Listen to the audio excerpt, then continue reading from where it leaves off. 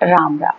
आप सभी के अंदर विराजमान मेरे परम पिता परमात्मा को मेरा कोटि कोटि नमन। हमारा सतगुरु सुखराम जी महाराज के ग्रंथ में मूल ज्ञान घट पर्चा का अंग चल रहा है।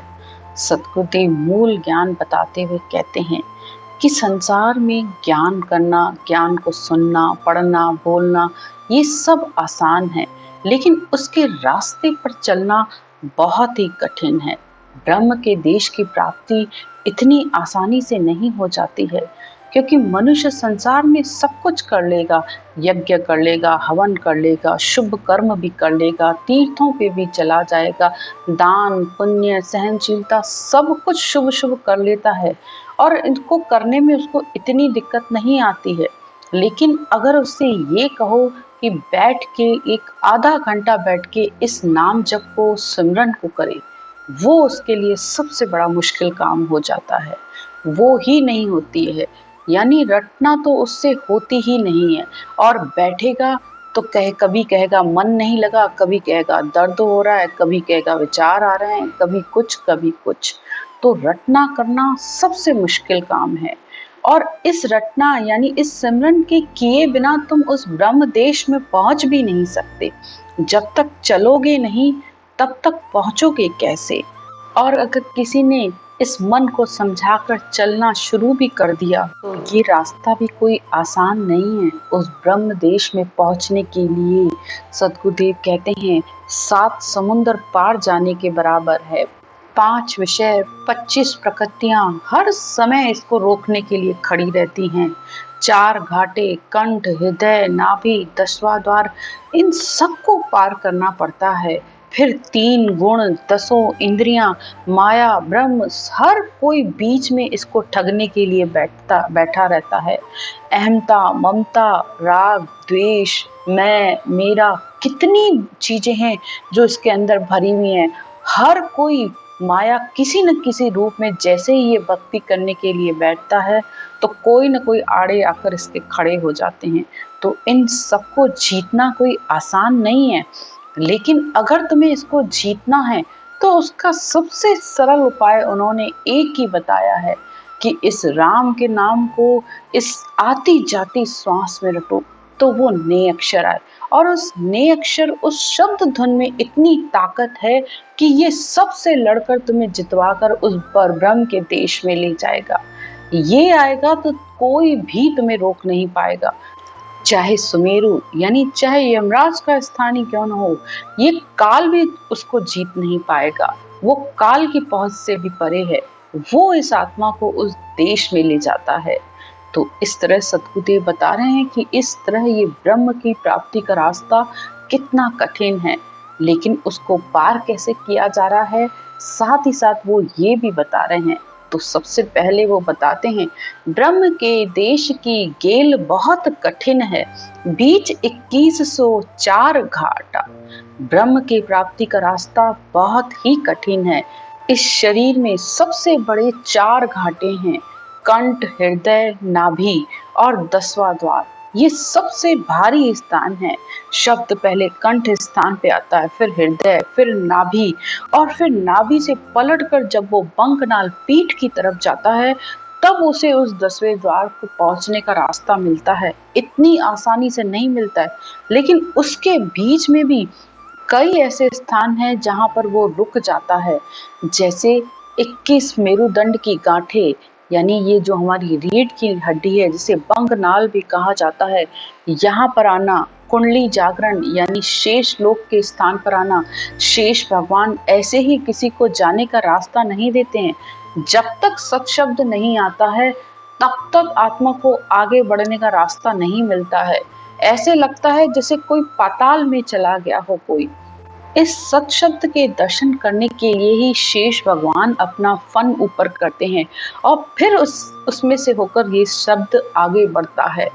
नहीं तो वो तो ऐसे बैठे हुए हैं जैसे बिल्कुल कुंडे की तरह बंद, वो आगे आत्मा बढ़ ही नहीं सकती जब तक कि उसके पास इस सत शब्द की ताकत नहीं है। वो कुंडली जागरण होती ही नहीं है। हाँ, कुछ लोग जब अक्षर धुन के साथ यहाँ तक आते हैं तो वो सिर्फ उसके आसपास का आनंद अनुभव करते हैं, लेकिन कुंडली जागरण होती नहीं है। कुंडली तो तब ही जागृत होती है जब शेष भगवान अपना इस सत शब्द को नमस्कार करने के लिए अपना फन ऊपर उठाते हैं, तब आत्मा इस वंकनाल पर आती है। और फिर ये सुमेरु पर्वत यानी ये जो मेरुदंड का स्थान है, जिसे यमराज का स्थान भी कहा गया है, उसको भी ये सशब्द ही पार करता है। 5-25 पेड़ियां पड़त है, अध बिच रासो 3 फाटा। 5-25 यानी 5 विषय 25 प्रकृतियां भी इसके रास्ते में हैं। और उस जगह पर ईड़ा, पिंगला, सुखमणा, ये 3 सबसे भारी नदियां निकलती हैं। ईड़ा बाएं कान से, पिंगला दाएं कान से, और सिर के ऊपर जो होकर आती है उसे सुखमणा यानी सुषुम्ना नाड़ी भी कहते हैं। ये तीनों ही नदियां आकर इस त्रिकुटी पर मिलती हैं। तो इतना आसान रास्ता नहीं है ब्रह्म देश की प्राप्ति का। इस सबको आपको ज्ञान से समझना पड़ेगा कि कहाँ पर पहुंचे तो क्या अनुभव हो रहा है। इसी को सदगुरुदेव ने घट पर्चा कहा है। देश सो समुद्र उन गेल के बीच में है। और हमारी ये 10 इंद्रियां, 5 ज्ञानेंद्रियां, 5 कर्मेंद्रियां, ये जिन्हें सदगुरुदेव ने कहा है कि समुद्र के समान है, अनंत इच्छाएं हैं, कोई न कोई आकर इंद्री खड़ी हो जाती है मनुष्य के भक्ति मार्ग में आकर, तो इनको समुद्र के समान कहा है। इनको पार करना आसान नहीं है। ये सब इसके रास्ते के बीच में आते हैं। दोए जो राम के देश माई, और वहां तक जाने के बीच में माया और ब्रह्म का पद भी है। वो है राम जी के देश में ही, लेकिन उनका भी बीच में पड़ाव पड़ता है। तो इस ब्रह्म के देश को, आज्ञा चक्र को ब्रह्म का देश कहा गया है। और इस आज्ञा चक्र से नीचे का जितना भी शरीर है उसको माया का देश कहा गया है, जिसे 3 लोक की भक्ति भी कहते हैं। और ब्रह्म का रास्ता यहाँ से शुरू होता है, आज्ञा चक्र से। और फिर इससे आगे इस ब्रह्म के 13 लोक हैं, उन सबको भी पार करना है।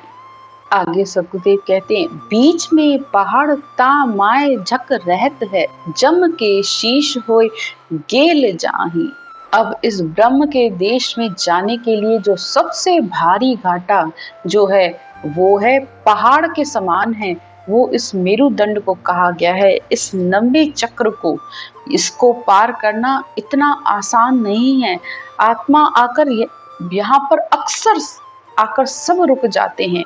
इतना भारी बंद लगता है, उतान पाद बंद, जिसमें गर्दन पीछे की तरफ खिंचती रहती है, शरीर धनुष के आकार का हो जाता है। ये बंद इतनी आसानी से नहीं खुलता है। इसको खोलने के लिए इस रटना की, इस सिमरन की ताकत चाहिए होती है। तभी तो कहते हैं आंखें खोल के सिमरन करो। आंखें खोल के सुमरन करोगे तो मन इधर उधर ज्यादा नहीं भटकेगा और वो शब्द को आगे जाने का रास्ता मिल जाएगा। 3 ठग 200 नार वन बीच है। इस शरीर रूपी वन में 3 ठग भी बैठे हुए हैं, जिसे सतोगुण, रजोगुण और तमोगुण कहा गया है। और इनके बीच में 2 नारियां भी हैं, जिसे अहमता और ममता कहा गया है। मनुष्य की अहमता और ममता, मैं और मेरा, इतनी आसानी से उसे आगे नहीं जाने देता है। इतना कठिन है ये ब्रह्म का रास्ता। तो आप क्या समझते हैं कि ये अपनी ताकत से पार किया जा सकता है? बिल्कुल भी नहीं। तुम कर कर के नाम सिमरन जप करके थक जाओगे, तब भी तुम्हारी ताकत से तो ये रास्ता बिल्कुल भी पार नहीं होने वाला, जब तक कि इस ने अक्षर की शब्द धुन की ताकत नहीं है तुम्हारे पास। अब किसी को कहो कि या कोई ज्ञान की बात कहो कि सुमरन इस तरीके से कहो, तो कहेंगे ऐसा करने की क्या जरूरत है, इस श्वास उस श्वास में मन लगाने की क्या जरूरत है, नाम इतना क्यों जप करना है, मौन से ही सब कुछ हो जाता है। बिल्कुल भी नहीं। मौन से तो तुम बिल्कुल भी नहीं पहुंच सकते। भ्रुकुटी तक पहुंचोगे, उसके बाद आगे कैसे बढ़ पाओगे। और ना ही शब्द धुन की ताकत के बिना इस माया के घेरे को तुम पार कर पाओगे। अब किसी से कहो तो कोई कहता है कि अरे मेरे सब काम हो जाते हैं, मैं भी राम राम करता हूँ और वो परमात्मा मुझ पर राजी है, और मैं निष्काम कर्म करता हूँ तो मुझ पर परमात्मा की कृपा है। अरे कैसे पहुंचे हो, किसका ध्यान कर रहे हो, मन से कर रहे हो कि विचारों से कर रहे हो, या ध्यान को इंद्रियों से कर रहे हो? कभी अंदर गहराई से सोचो तो सही, थोड़ा तो ध्यान दो कि हाँ, हाथ काम मुख राम सही है, करना भी चाहिए, लेकिन जब बैठते हो तो तुम्हारा ध्यान कहाँ पर लग रहा है? क्या तुम्हें इस बात की भी समझ है कि तुम्हारे अंदर क्या अनुभव हुआ? क्या वो बात भी तुम्हें समझ में आती है? लेकिन नहीं, एक ही बात कि नहीं, हम निष्काम कर रहे हैं, हमारी वृत्तियां शांत हो गई हैं। तो हाँ, फिलहाल तुम्हारी वृत्तियां बिल्कुल शांत हैं, इंद्रियां शांत हैं, लेकिन एक झटका आया ना जीवन में तो तुम फिर तिनके की तरह बिखर जाओगे। लेकिन अगर परमात्मा का संग होगा, सत्स्वरूप निज नाम का संग होगा ना, तो वो तुम्हें बिल्कुल भी नहीं बिखरने देगा। ये सतगुरुदेव और बताते हैं कि इस ब्रह्म के देश में कौन है, और वैश्या सात सुन दोए दूता। तुम्हारी सातों इंद्रियां हर समय तुमसे आहार मांगती रहती हैं।